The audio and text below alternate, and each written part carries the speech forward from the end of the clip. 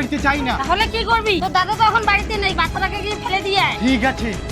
মা, আমার বাচ্চা কোথায়? চুপ কর তুই। বিড়াল শালা জন্ম দিয়ে বাচ্চা খুঁজছিস? না, এই বিড়ালের বাচ্চাকে ফেলে দিয়ে আসছি। এ হতে পারে না, আমি আমার বাচ্চার কান্না শুনেছি। নদীতে ফেলে দিলে আর বাঁচতে পারবে না।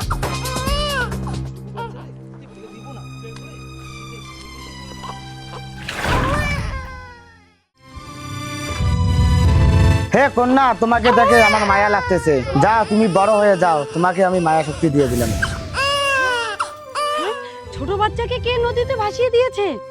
শোনো, সূর্য, আরে এটা কার বাচ্চা? ভগবান আমাদেরকে দিয়েছে। হ্যাঁ, আগো মেয়ে না ছেলে? এটা মেয়ে, আজ থেকে আমার মেয়ে। আমারও মেয়ে। 15 বছর পর। জানি মা, তোমরা আমার চিন্তা আছে, তার জন্য তাড়াতাড়ি বাড়ি চলে এসেছি। মা তৃষ্ণা, আজকে যে তোর 15 বছর পূর্ণ হয়েছে। কোথায় গেছিস তুই? বাবা, গঙ্গার ধারে গিয়েছি। কি গঙ্গার ধারে? চল বাড়ি চল, আর যাবি না কিন্তু। শেষ করে দেব। রাক্ষস! আর গঙ্গার ধারে যাবি না কিন্তু তুই। কেন মা? কি হয়েছে ওইদিকে? তোরা খারাপ, তোদেরকে আমি শেষ করে দেব। হ্যাঁ, নর রাক্ষস। দাঁড়া নর রাক্ষস।